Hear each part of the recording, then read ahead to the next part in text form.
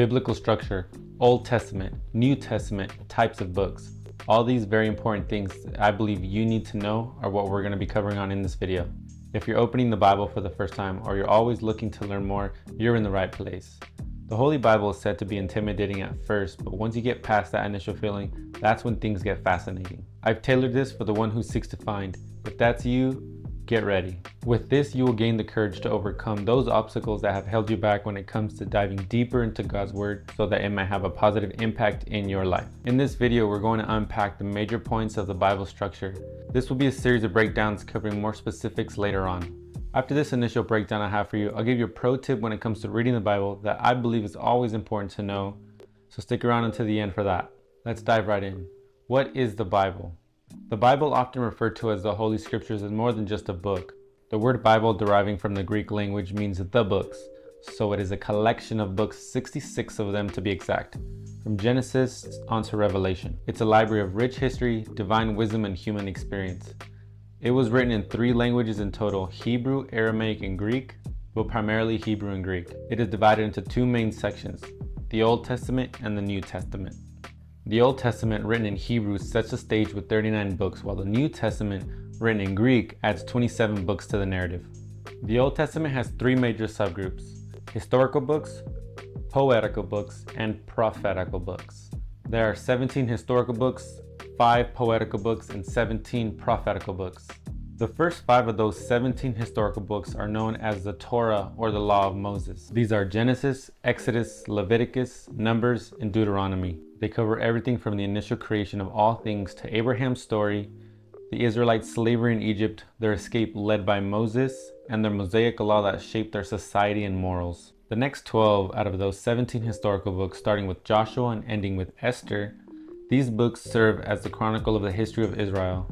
They cover events such as the conquest of Canaan, the era of the Judges, the reign of influential kings like David and Solomon, and some not so righteous kings. And finally, the Israelites returned from their Babylonian exile, providing an in-depth look of their trials, triumphs, and tribulations. After that, we have the poetical books, comprising of Job, Psalms, Proverbs, Ecclesiastes, and Songs of Solomon. These books are a collection of poetry, wisdom teachings, and introspective reflections of various individuals.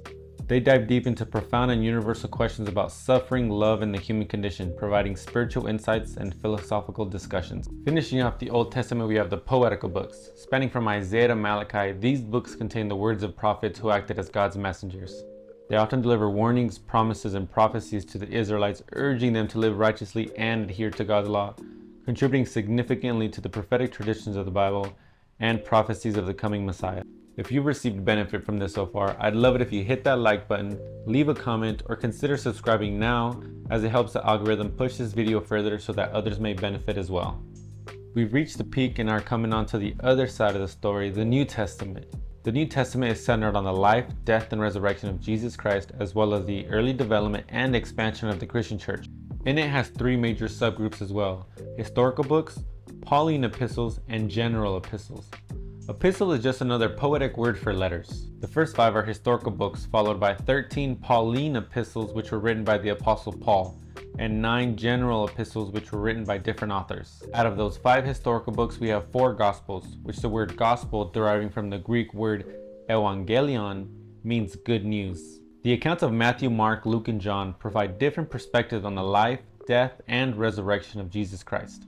They serve as a foundation for understanding the Christian faith, shining light on the teachings and miracles of Jesus, and providing a pathway to salvation. Next is the book of Acts, which some say is the 5th gospel, or the last of the 5 historical books, because it was written by Luke. You could call it his sequel. It is known as the Acts of the Apostles, but once you've read this book, you'll come to realize that it's actually the Acts of the Holy Spirit working through the apostles. The book of Acts records the history of the early Christian church following Jesus Christ's ascension. It documents the spread of the gospel, the establishment of Christian communities, and the missionary journeys of the Apostle Paul, tracing the growth and struggles of the early Christian movement. After that, we have the Pauline and general epistles, which were written by early Christian leaders to other various churches and individuals, starting from Romans, Corinthians, Galatians, Thessalonians, all the eons. The first 13 of those were written by the Apostle Paul, while the last 9 were written by different authors. They provide instruction, correction, and theological teachings to early Christians. The epistles are essential to understanding Christian doctrine and ethics, providing guidance on various aspects of Christian life and faith. Lastly, we have the book of Revelation, which if you heard anything about the Bible, you probably heard this name come up of one of those books. Though this is the last epistle written by the Apostle John on the island of Patmos, I thought to highlight it and separate it because it's on a whole nother level, containing prophetic visions of the end times. It's a complex and puzzling book filled with symbolism and imagery, offering both hope and warning over God's triumph over evil, providing a climactic conclusion to the biblical narrative. The Old Testament and the New Testament, there it is. As promised, if you stayed long into this video, a pro tip. So the way the books are ordered in the Bible, starting from Genesis onto the New Testament, ending with Revelation, do not always coincide with their chronological significance from one book to another. If you ever start a Bible reading plan in chronological order, you'll find yourself at times jumping around midway book to book. Some books detail the events on the historical timeline that are back to back, but some events happen around the same time frames as others from one book to another. So it helps to always know when each book was written, that way you don't get any events and important details mixed up, because context is a big thing in biblical interpretation and study. Pro tip: I've bullet pointed the major details we covered about the Bible structure here to the side for you. Feel free to screenshot it, write it down, and use it as a guide. So there you have it, the Bible structure simplified so you can know and understand how it was written. I look forward to hearing from you in the comments what you think about this video, and if you haven't already liked it, you can do that now and hit that subscribe button. I hope this blesses you and has a positive impact in your life.